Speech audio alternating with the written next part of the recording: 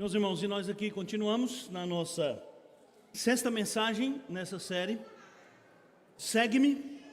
Estamos aqui relendo alguns textos onde Jesus chamou pessoas para segui-lo, e estamos pensando sobre essa pergunta, uma pergunta que precisa estar na sua cabeça todas as vezes que a gente voltar aqui para falar desse tema. Você está seguindo Jesus?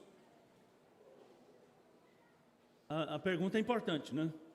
Não é você está vindo na igreja, não é você foi batizado, não é você é presbítero, diácono, pastor, não é você tem uma tradição familiar de presbiterianismo, você já é membro da igreja há tantos anos. Não, a pergunta é, você está seguindo Jesus?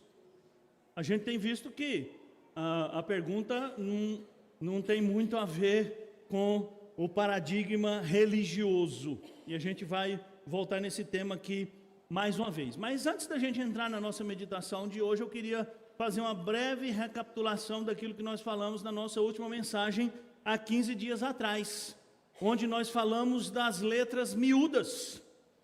E queria perguntar para você se nesses 15 dias você prestou atenção às letras miúdas. Ou seja, aquilo que o Evangelho nos convida a ser e viver. E aí a gente falou sobre 4 aspectos dessa vida a que Cristo nos chamou. Primeiro, seguir a Cristo custará a sua vida toda. Lembra? Se alguém quiser vir após mim, a si mesmo se negue, tome a sua cruz e siga-me. Ser salvo não custa nada. Seguir a Cristo custa tudo. A salvação é pela graça de Deus, mediante a fé. Você só precisa crer. Mas a partir do momento que você se torna um discípulo de Jesus, sua vida passa por um processo radical de transformação, em que todas as áreas devem estar envolvidas. Então, para responder a pergunta se você está seguindo a Cristo, você precisa perguntar também a si mesmo se você, de fato, já entregou a sua vida por inteiro a Cristo. Seguir a Cristo é encontrar sua identidade. Então, Jesus diz, quem quiser salvar a sua vida vai perdê-la, e quem perder a sua vida por minha causa e por causa do Evangelho salvará a sua vida. Ou seja, se você busca o sentido da sua vida em qualquer outra coisa ou pessoa que não seja Cristo, você vai continuar perdido. E é por isso que a gente vive num mundo perdido, em que as pessoas não cansam de inventar coisas para preencher o vazio que há na sua alma. Hoje eu assisti um pedacinho de um programa, só para ilustrar. O Jonas está no meu pé para assistir uma série sobre chefes de cozinha, né? E eu reluto muito, porque tem umas coisas que, sinceramente, não entram na minha cabeça, né? Eu sou um bronco, né? Mas hoje, lá na hora do almoço, ele pôs lá, né? E a gente viu um pedacinho de um chefe de cozinha, que eu não sei o nome, não sei aonde, não sei quem. Acho que é em Chicago, né? E é dono do restaurante mais badalado do mundo. E aí mostrando, né, os pratos que ele faz. E eu achei curioso que um dos pratos que ele fez foi assim, uma bolha. O cliente recebe na mesa, como se fosse um balão, né? É a sobremesa. Um balão cheio de ar, que é um doce. Então, para comer aquele balão, o sujeito chupa o balão. Eu achei ridículo. Com perdão da minha tosquice, né? E aí eu falei para o Jonas, olha, que coisa interessante, né? As pessoas estão em busca de alguma coisa para que haja sensações novas. E a pegada do restaurante é exatamente essa.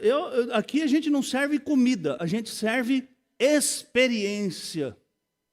Engraçado, né? Eu prefiro comida.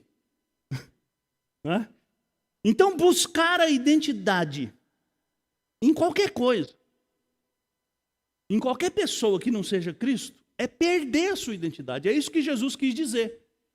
Quem quer salvar a vida, perde.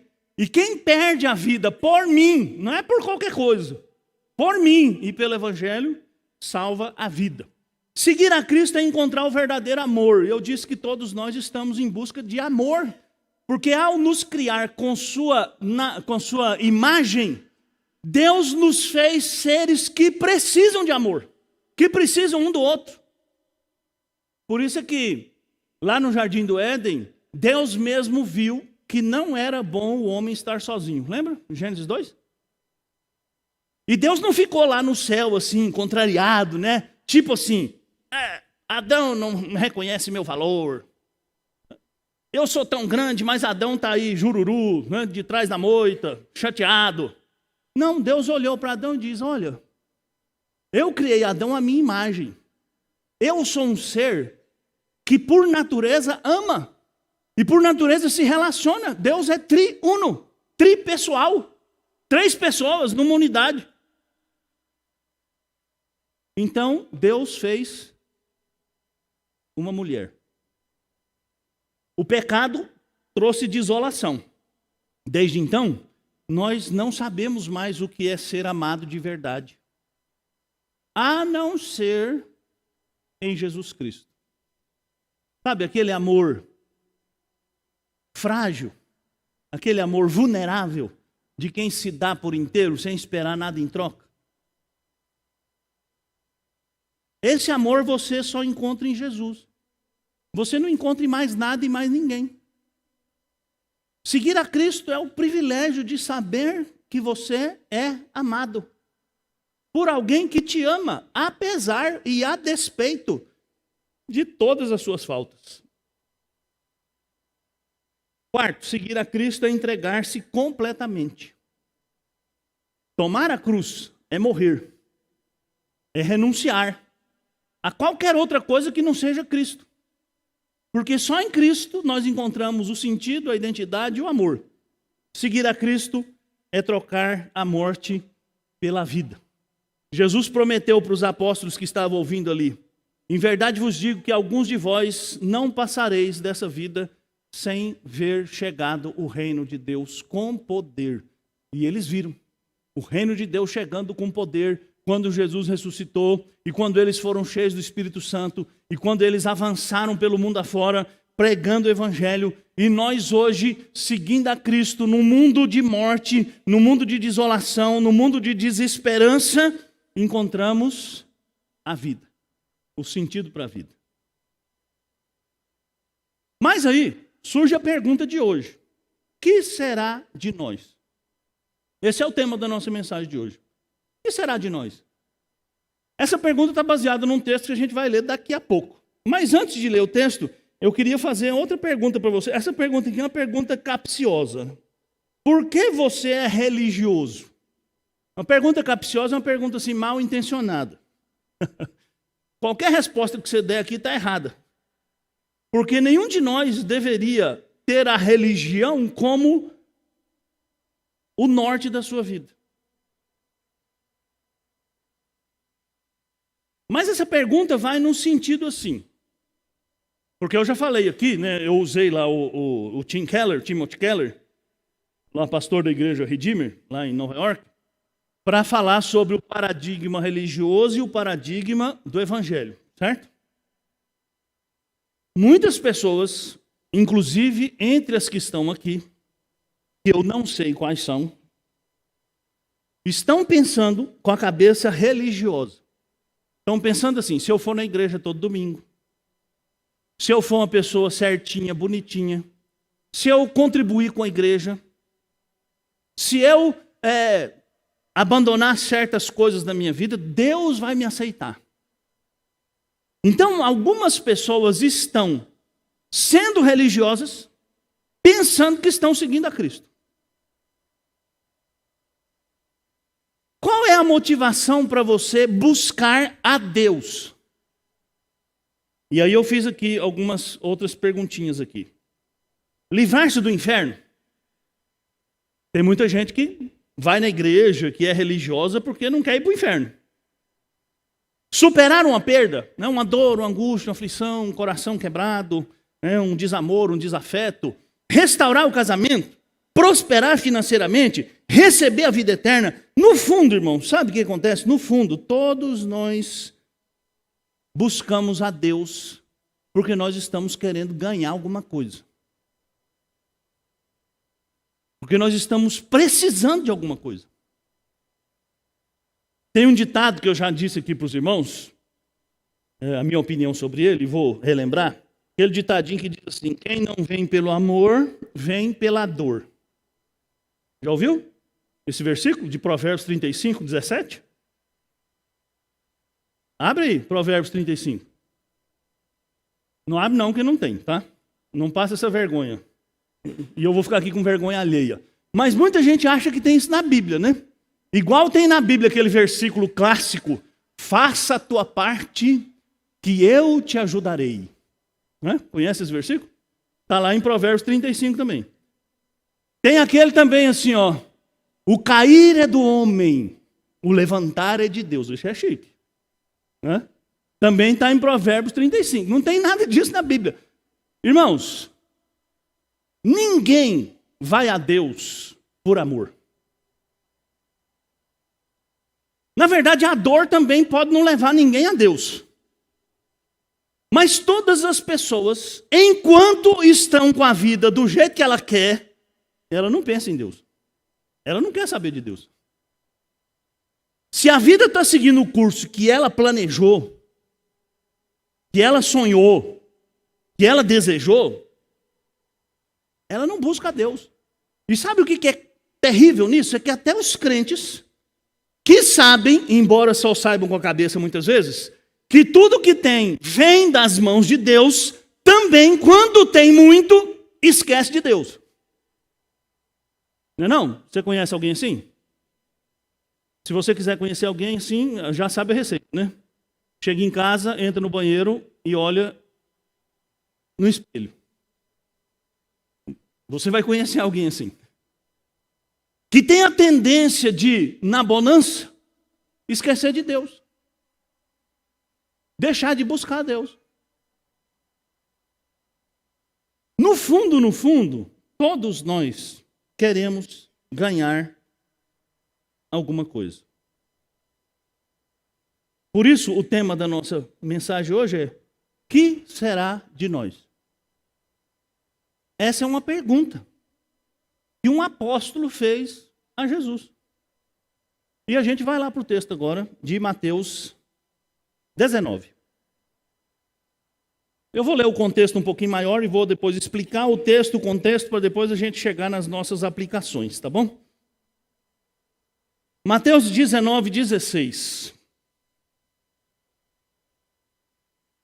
Eis que alguém, aproximando-se, lhe perguntou: Mestre, que farei eu de bom para alcançar a vida eterna? Respondeu-lhe Jesus: Por que me perguntas acerca do que é bom? Bom só existe um. Se queres, porém, entrar na vida, guarda os mandamentos. E ele lhe perguntou: Quais? Respondeu Jesus: Não matarás, não adulterarás, não furtarás, não dirás falso testemunho, honra teu pai e a tua mãe, e amarás o teu próximo como a ti mesmo. Replicou-lhe o jovem: Tudo isso tenho observado. Que me falta ainda? Disse-lhe Jesus: Se queres ser perfeito, vai, vende os teus bens, dá aos pobres e terás um tesouro no céu. Depois vem e segue-me. Tendo, porém, o jovem ouvido essa palavra, retirou-se triste, por ser dono de muitas propriedades. Então, disse Jesus aos seus discípulos: Em verdade vos digo que um rico dificilmente entrará no reino dos céus. E ainda vos digo que é mais fácil passar um camelo pelo fundo de uma agulha do que entrar um rico no reino de Deus. Ouvindo isto, os discípulos ficaram grandemente maravilhados e disseram: Sendo assim, quem pode ser salvo? Jesus, fitando neles o olhar, disse-lhes: Isto é impossível aos homens, mas para Deus tudo é possível. Então lhe falou Pedro: Eis que nós tudo deixamos e te seguimos. Que será, pois, de nós? Jesus lhe respondeu: Em verdade vos digo que vós, os que me seguistes, quando na regeneração o Filho do Homem se assentar no trono da sua glória, também vos assentareis em 12 tronos para julgar as 12 tribos de Israel. E todo aquele que tiver deixado casas, ou irmãos, ou irmãs, ou pai, ou mãe, ou mulher, ou filhos, ou campos, por causa do meu nome, receberá muitas vezes mais e herdará a vida eterna. Porém, muitos primeiros serão últimos e os últimos primeiros.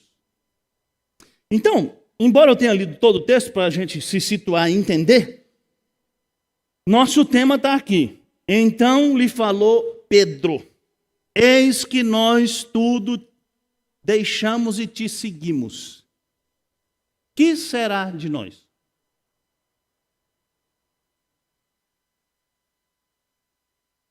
Vamos tentar entender esse texto. Primeiro olhando para 4 perguntas que estão aí nesse texto. Mestre, que farei eu de bom para alcançar a vida eterna? Tudo isso tenho observado, que me falta ainda. Sendo assim, quem pode ser salvo? Eis que nós tudo deixamos e te seguimos. Que será, pois, de nós?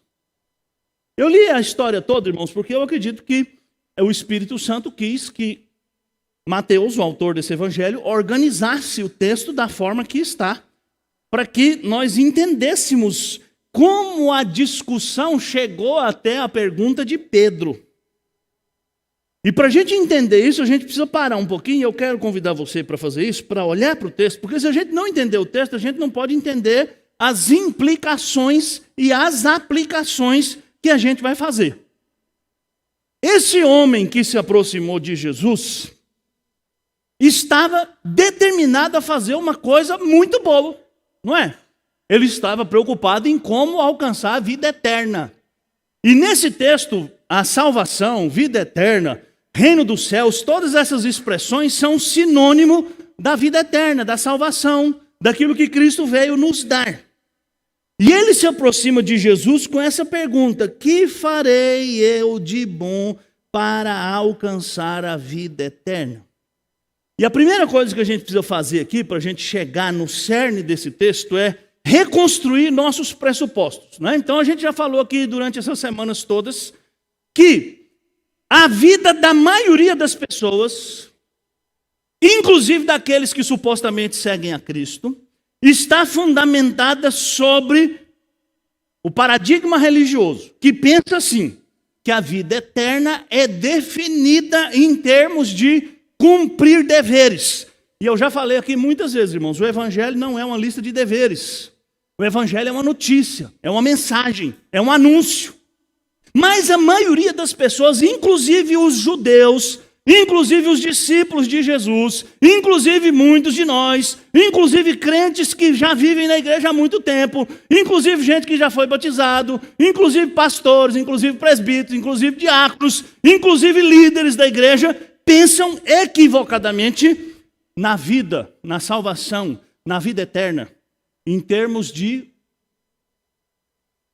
deveres que eu preciso cumprir.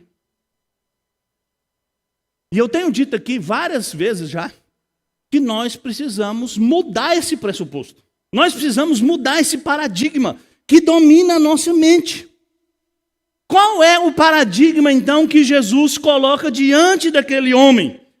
A gente vai voltar depois em alguns aspectos do texto, mas Jesus diz assim para ele: se queres ser perfeito, vai, vende os teus bens, dá aos pobres, depois vem, terás o tesouro no céu, depois vem e segue-me.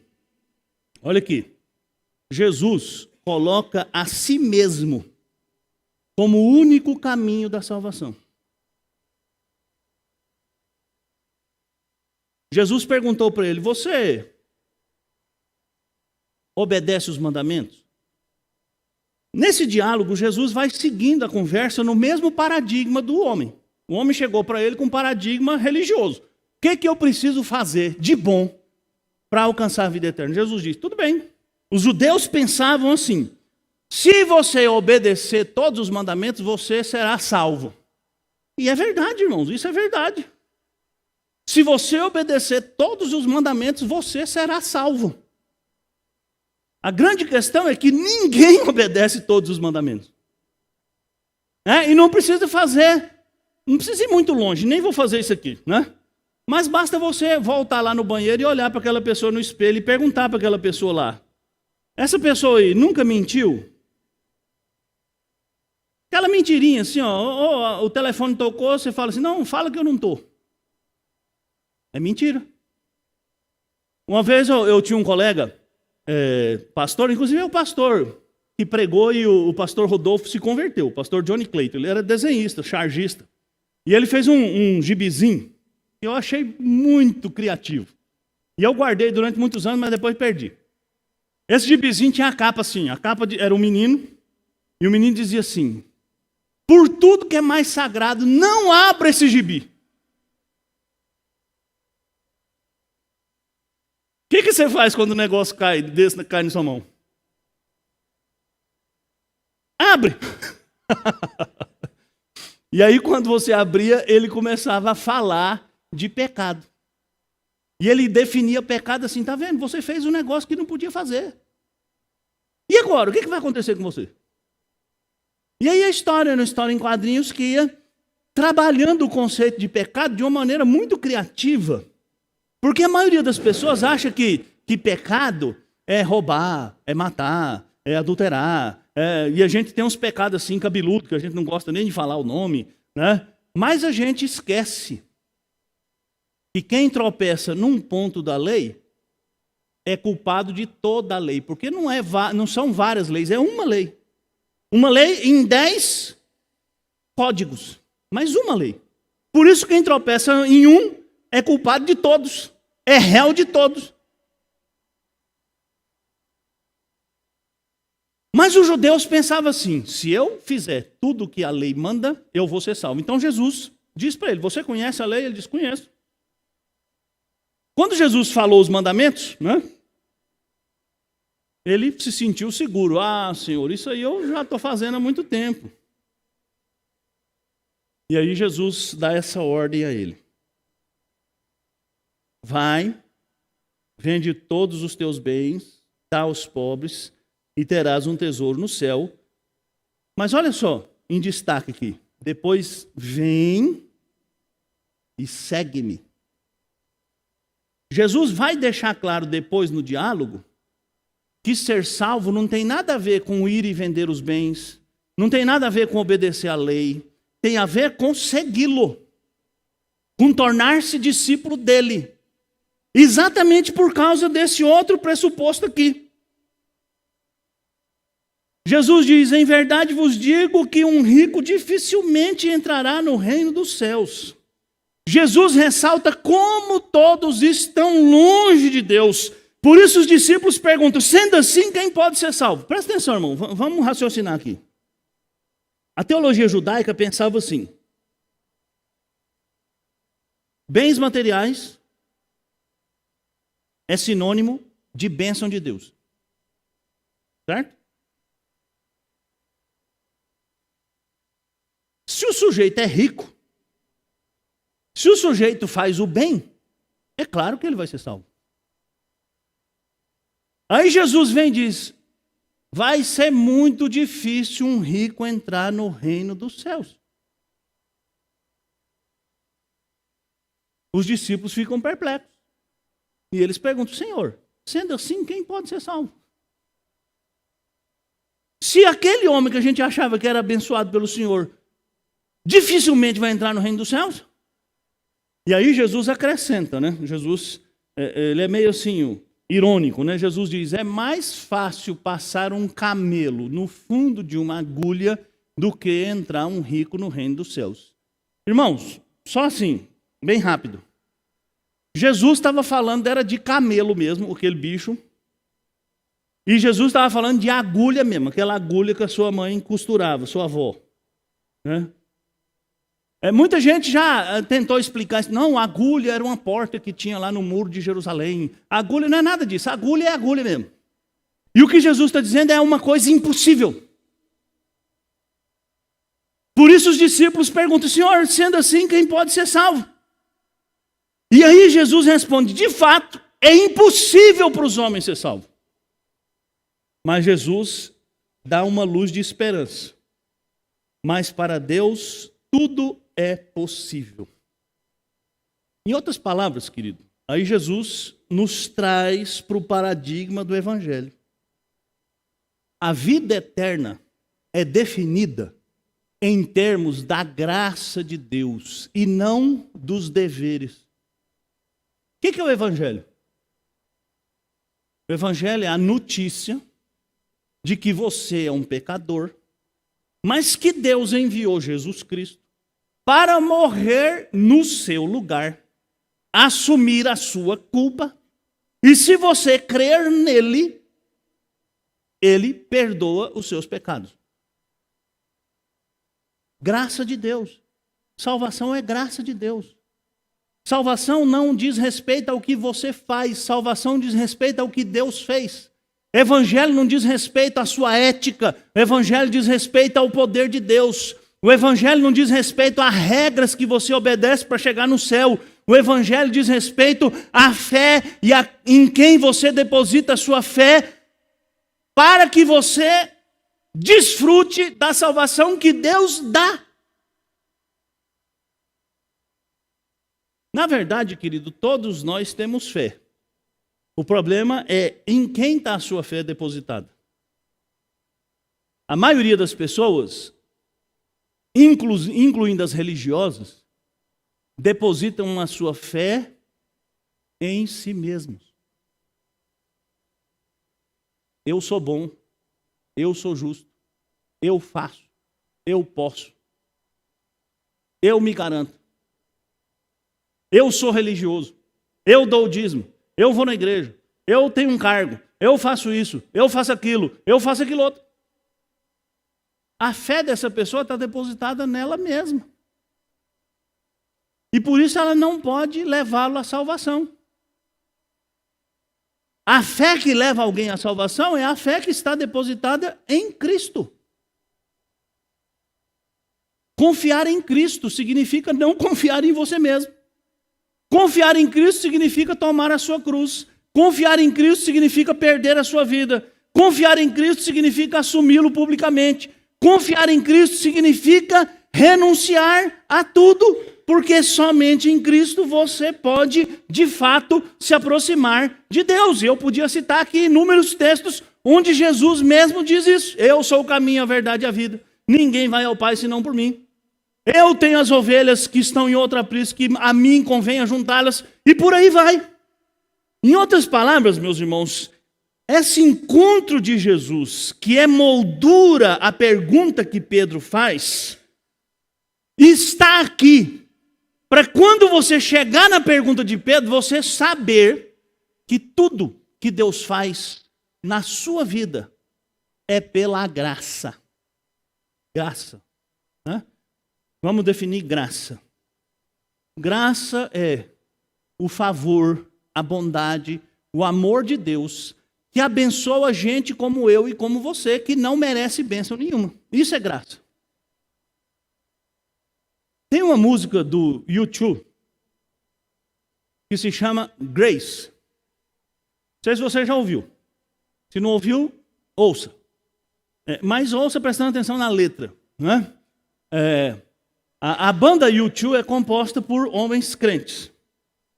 Eu sei, não vou entrar no mérito deixa pra lá. Mas essa música, Grace, o que é Grace em português? Graça. Só que na música, o Bono Vox, né, ele fez a letra descrevendo a graça como uma menina que chega numa cidade desolada, acabada, arruinada. Mas onde ela chega, o cenário vai mudando. As coisas vão sendo transformadas. Ele está falando da graça de Deus, que onde chega, transforma. Onde chega, muda. Mas é claro, irmãos, que se o Bono Vox fizesse uma música explícita, né? Mas ele fez também. Tem uma outra música do U2 que se chama 40. Forte. Que é o Salmo 40. Pega a música lá e lê. Eles transformaram o Salmo 40 num rock. E as pessoas ouvem, e às vezes as pessoas nem sabem. Tem uma música antiga do Bono Vox dos anos 80, que ele fala do Espírito Santo. É a mais famosa música deles.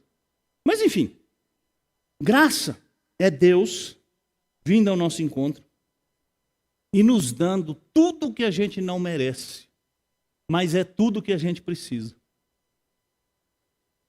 Então, esse encontro de Jesus com esse jovem rico, e a palavra de Jesus que disse, para os homens é impossível, mas para Deus tudo é possível. Jesus está simplesmente dizendo assim, ninguém pode salvar a si mesmo. Nenhum homem pode salvar a si mesmo. Nenhum homem pode fazer o que Deus exige. Nenhum homem pode cumprir as demandas da lei. Nenhum homem pode alcançar a salvação, assim como um camelo não pode passar no buraco de uma agulha. Mas para Deus, tudo é possível. E os discípulos ficaram ali baratinados, né? E Pedro fez aquela pergunta, o que será de nós? Em outras palavras, irmãos, Pedro fez a pergunta que todos nós fazemos, mas nem sempre temos coragem de verbalizar. O que é que eu vou ganhar com essa história? O que é que eu vou ganhar seguindo a Jesus Cristo? Sabe, irmãos, o que é surpreendente no texto é que é o seguinte, Jesus não deu bronca nenhuma em Pedro. Pedro diz assim, Senhor, e nós que deixamos tudo. O que é o tudo que eles deixaram? Assim, é um tudo, é um tudão ou é um tudim? A maioria deles era classe média baixa, né? O povo da Galileia tinha fama de não valer nada, lembra? Um dia Jesus chegou lá em Jerusalém e alguém falou, mas da Galileia pode vir. Né? Esses bandos de Galileu, esse sujeito não vale nada. Mas Jesus não repreendeu Pedro. Jesus não falou para Pedro, Pedro, deixa de ser interesseiro. Você não entendeu nada até agora? Jesus, de maneira surpreendente, de maneira maravilhosa, deu uma resposta, irmãos, que deveria encher os olhos de todo e qualquer discípulo. Jesus deu uma resposta que deveria fazer você ir para casa e ficar pensando. E eu vou falar algumas coisas aqui que eu queria que você pensasse hoje, quando você voltar para casa, antes de ligar a televisão no Fantástico, antes de se preocupar com os gols da rodada, antes de preocupar com mais nada. Queira o Senhor que você pare e pense, que será de nós? A resposta de Jesus, irmãos, enche o nosso coração de expectativa, de esperança. E eu queria então compartilhar essa resposta de Jesus com você. Primeira, são 3 implicações aqui, que serão rápidas. Presente e futuro. Corrigindo a perspectiva sobre as bênçãos da salvação. Primeira coisa que Jesus fala para Pedro, o único que teve coragem de falar o que todo mundo estava pensando.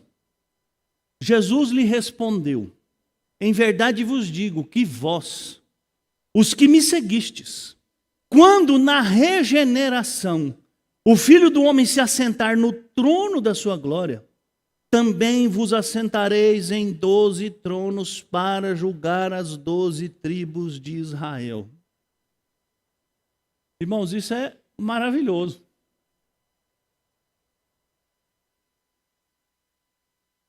Lembra? Capítulo 16 de Mateus é aquele capítulo onde Jesus pergunta, o que dizem as pessoas que eu sou? E a gente já meditou nesse texto aqui, né? Mas em Marcos. E Jesus pergunta para os discípulos, e vocês, quem dizem que eu sou? E Pedro, né? Pedro, o porta-voz, diz, tu és o Cristo. Depois que Pedro confessou, Jesus começou a falar o quê? Que convinha que ele fosse para Jerusalém, fosse perseguido, odiado, morto e ressuscitasse ao 3º dia. Pedro chamou Jesus de lado, tirou Jesus da turma e falou, Senhor, desculpa, mas o senhor não entendeu nada. O senhor é o Cristo. O senhor é o rei. O senhor vai entrar em Jerusalém é para assumir o comando, para matar toda aquela peste de romano que está lá. Para com isso, Senhor. Lembra? A gente estudou esse texto aqui exaustivamente, né? E o que Jesus respondeu para Pedro? Arreda, Satanás. Porque não cogitas das coisas de Deus, mas das coisas dos homens. Agora, Jesus está falando para Pedro. Pedro, sabe o que você vai ganhar? Quando o Filho do Homem vier na regeneração, e ele se assentar no trono da sua glória, do meu lado vão ter 12 tronos, e vocês vão se assentar nesses 12 tronos, e vocês vão julgar as 12 tribos de Israel. Sabe, irmãos, eu não vou entrar aqui no mérito da discussão do que significa julgar Israel, isso aqui a gente pode discutir numa outra ocasião. Mas o que eu quero que você preste atenção aqui é essa palavra que está em destaque, na regeneração. O que é regeneração? Quando Jesus voltar. Então, é por isso que eu disse que Jesus quer corrigir a nossa perspectiva sobre as bênçãos que Ele veio nos dar. E por que Jesus quer corrigir isso? Porque nós, irmãos, somos muito imediatistas. E Jesus quer fazer a gente vencer esse imediatismo. Porque nós somos muito materialistas e Jesus quer que a gente vença esse materialismo. Pedro estava pensando provavelmente em ganho material. Pedro talvez ainda estava pensando que Jesus ia assumir o governo, embora ele tivesse sido repreendido lá atrás. Jesus diz: Pedro, você vai ganhar muito, mas você não vai ganhar agora. Você vai ganhar muito, mas você não vai ganhar nada deste mundo. Você vai ganhar muito, mas você não vai ganhar nada materialmente falando. É na regeneração, quando eu voltar. Irmãos, nós precisamos entender isso.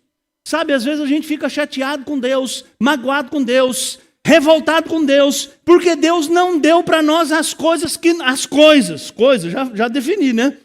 Que nós desejamos. Porque Deus não nos deu quando nós desejamos, irmãos. Basta você ler a Bíblia, né? Para você ver que o tempo de Deus é bem diferente do nosso. Né? A história de Abraão, que esperou 25 anos para Deus cumprir a promessa. A história de Jacó. Não sei se você já fez as contas, mas quando Jacó casou com Raquel, ele tinha mais de 70 anos de idade. Trabalhou 14 anos para pagar o dote da mulher que ele amava. Quando Deus chamou Moisés, e demorou 80 anos para fazê-lo seu libertador de Israel. Quando Deus chamou Paulo, e Paulo esperou 14 anos para começar o ministério. A gente lê o livro de Atos e acha assim, que Paulo converteu cedo, de tarde ele estava pregando, de noite ele estava viajando na primeira viagem missionária. 14 anos, irmãos. 14 anos Paulo ficou lá em Tarso. Não ficou 14 em Tarso, ficou uns 10 em Tarso. Já pensou o que passou na cabeça dele? Será que o que Jesus me falou lá na estrada de Damasco não é verdade? Já passou 10 anos, 14 anos, e aí? Sabe, irmãos, nós somos imediatistas, nós queremos tudo hoje, nós queremos tudo agora, nós queremos tudo, e nós queremos tudo neste mundo, deste mundo, para este mundo. E Jesus Cristo quer que os seus discípulos entendam, e quer que os seus discípulos olhem mais além. Eu já fiz essa pergunta aqui muitas vezes, né? E os irmãos ficam preocupados, mas eu faço e continuo fazendo. Onde você vai estar daqui 100 anos? Eu espero que você não responda morto. Eu espero que você responda na glória com Cristo. Reinando com Cristo. Desfrutando das bênçãos da vida eterna. Mas a gente está tão magoado, tão chateado, tão sofrendo por causa das coisas daqui, de agora, de hoje, de amanhã, que a gente não pensa nas bênçãos futuras. Sabe, irmão, seguir a Cristo nos dá o que realmente importa. É a vida eterna, é a glória eterna. E não é aqui, e não é agora. Não é hoje. Jesus Cristo também, na resposta que ele dá para Pedro, ele quer que você reveja o valor de tudo na sua vida. Então ele nos coloca diante de perdas e ganhos. olha o que ele diz aqui.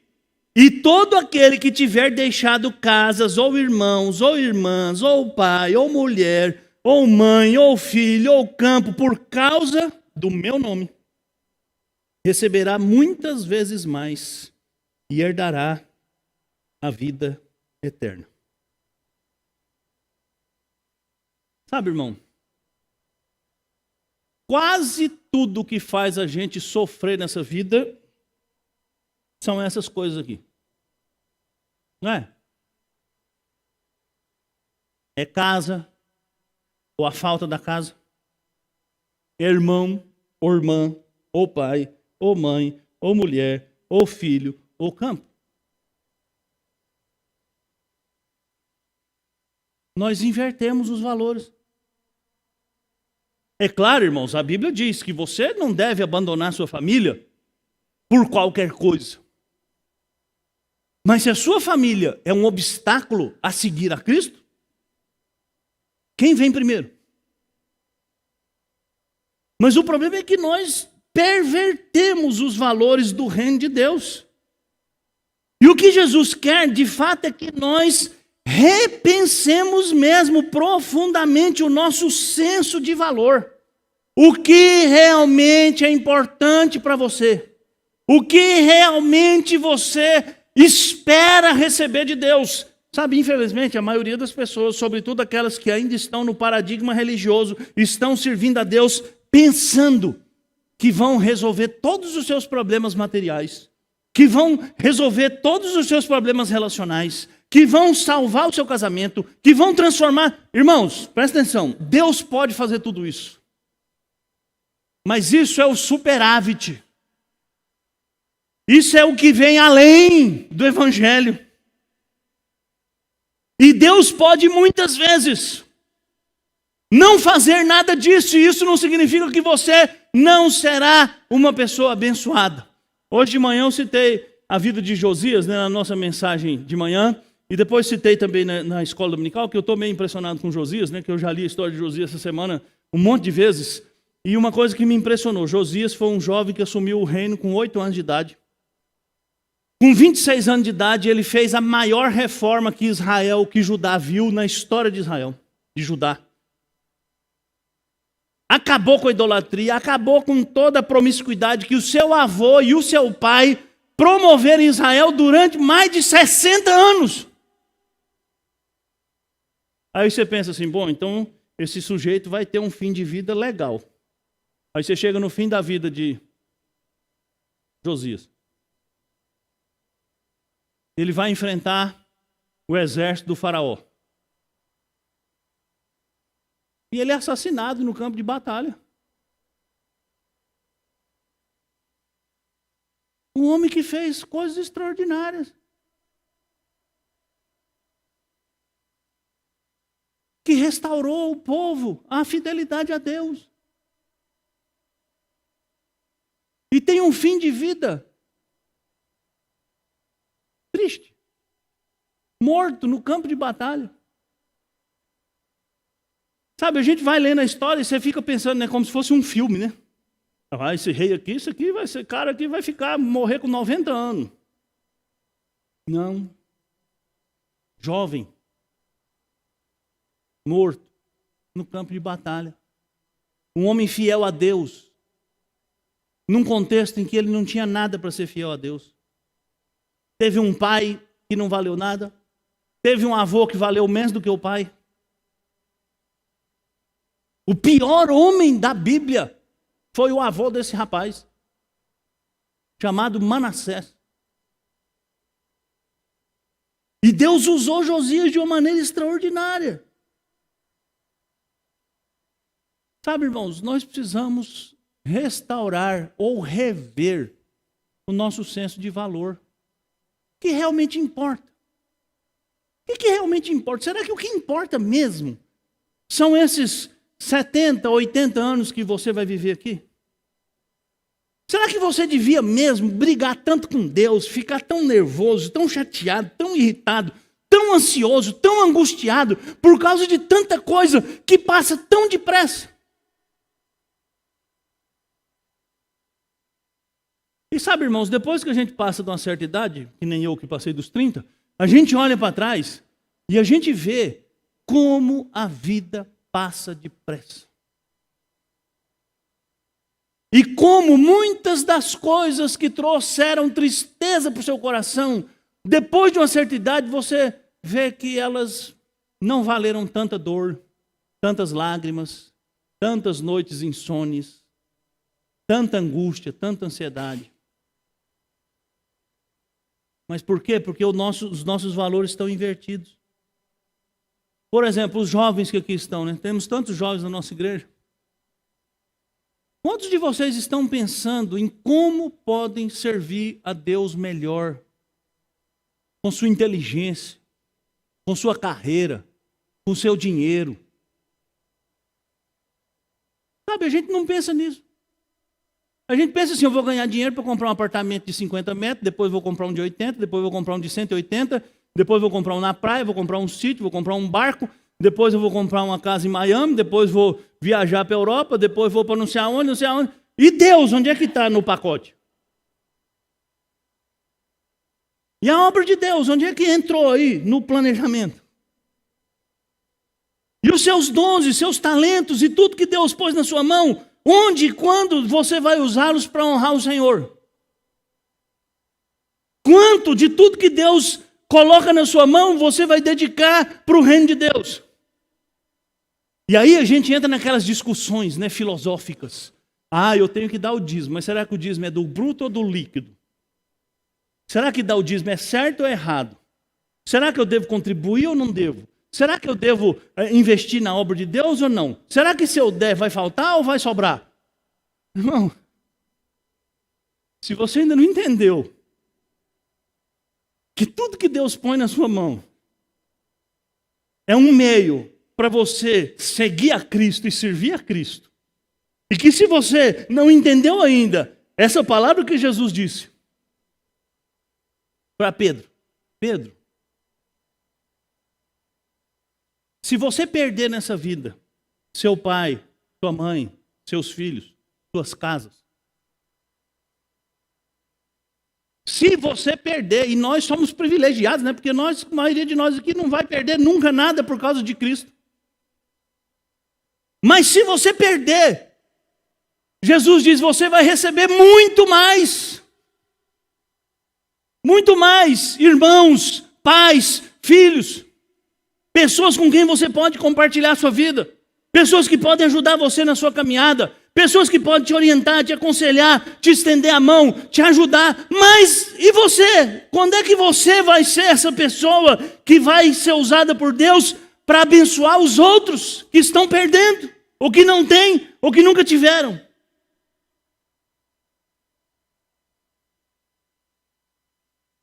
Sabe, querido, nós precisamos pensar no que realmente tem valor nessa vida. No que realmente nós estamos fazendo do que Deus nos deu nessa vida.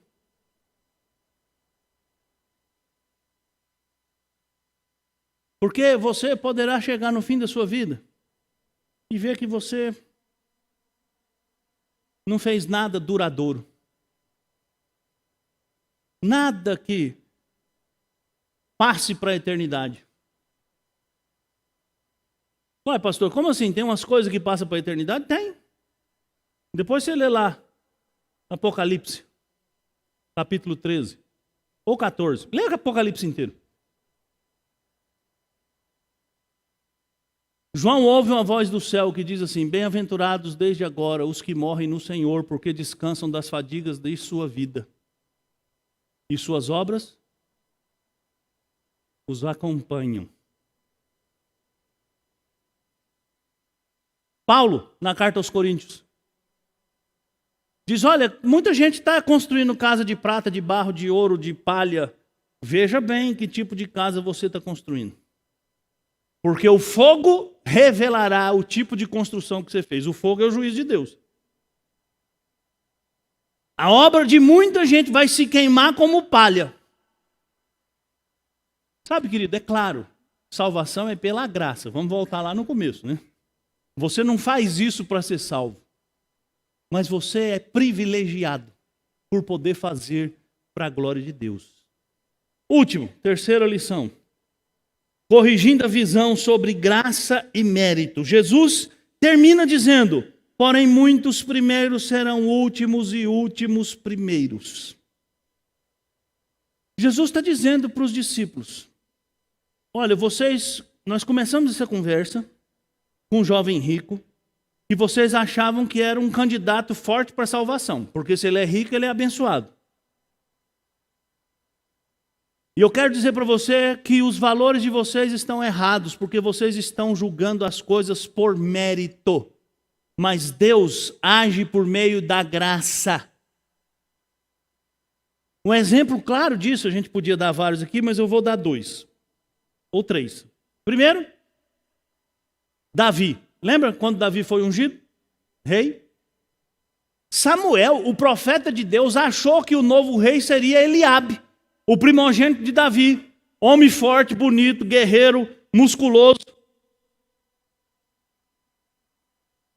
Deus foi lá no ouvido de Samuel e falou: Samuel, Samuel, não se impressione com a aparência dele, porque eu rejeitei ele. Porque eu não vejo como você. Você está vendo a casca, eu estou vendo o coração. Segundo homem, Manassés. Manassés, aquele que eu falei, o pior homem da Bíblia. O pior homem da Bíblia, foi levado cativo para a Babilônia, amarrado pelo nariz como um touro. O rei da Babilônia atravessou um ferro aqui no nariz dele e saiu arrastando ele. E levou ele para lá. Lá, ele começou a chorar e falou: Senhor, me perdoa, me perdoa, me perdoa.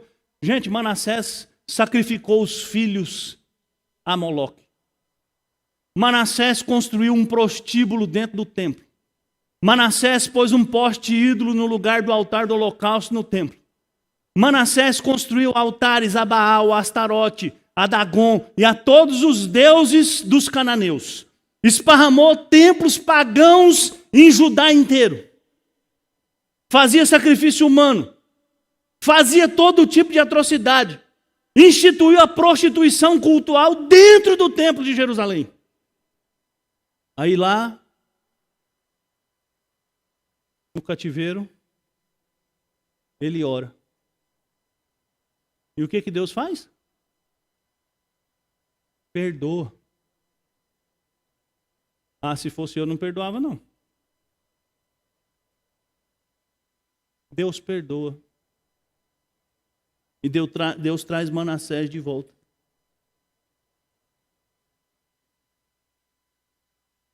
Graça, irmãos. Graça. E o último é Paulo, que eu jamais ia querer como meu pastor auxiliar. Fariseu, assassino, perseguidor da igreja. Ele mesmo diz, o pior pecador. E ele diz, mas Deus pegou o pior e fez dele um instrumento. Sabe, irmãos, os nossos juízos estão errados porque a gente pensa em mérito, mas Deus age por meio da graça. Então, não seja ousado para pedir para Deus o que você merece. Eu sei que às vezes a gente faz umas orações assim que escapam as frases fora de hora, né? E a gente fala assim, Senhor, se o Senhor achar que eu mereço essa bênção, me dá. Tenha certeza que Deus vai olhar, ouvir essa oração e falar, ô meu filho, você não entendeu nada.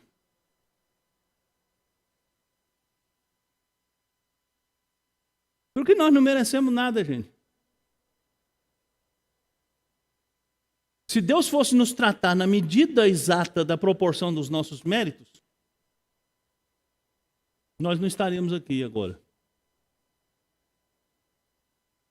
Porque Isaías diz que os nossos melhores atos são trapos de imundície.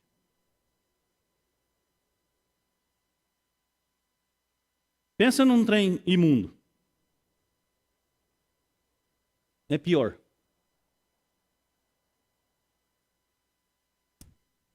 aplicações, 3 aplicações para você ir para casa pensando. Primeiro, anseie pelas bênçãos eternas antes que as materiais e temporais. Irmão, ser abençoado aqui é muito bom. Mas ouvir Jesus falando assim: quando o Filho do Homem vier na regeneração, você vai se assentar no trono e vai julgar as tribos de Israel. Deve ser muito melhor, não é? Ter casa, carro, dinheiro, poder viajar e tudo isso é muito bom. Mas o que adianta tudo isso? Se quando você morrer, você perder a sua alma.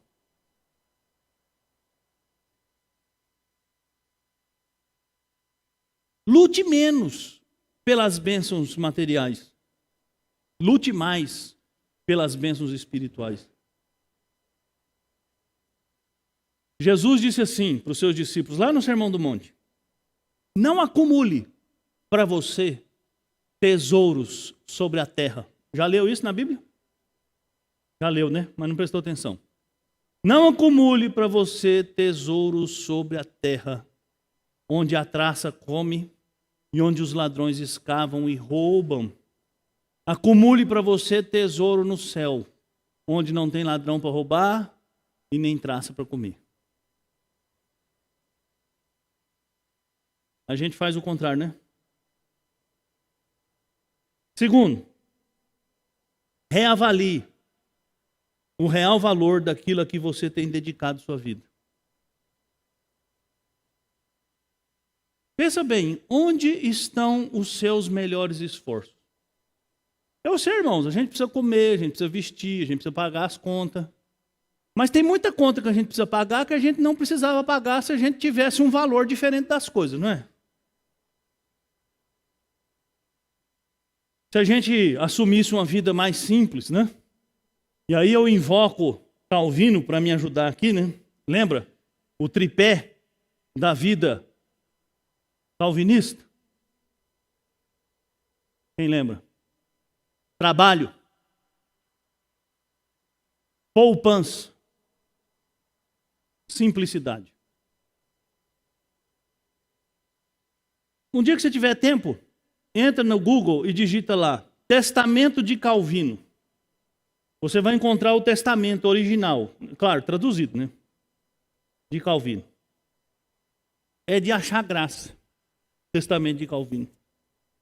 Ele diz assim, ó, aquelas tantas moedas eu deixo para minha sobrinha, aquelas roupas velhas lá do caixote eu deixo para não sei quem, aquilo. Não tinha nada para deixar para ninguém.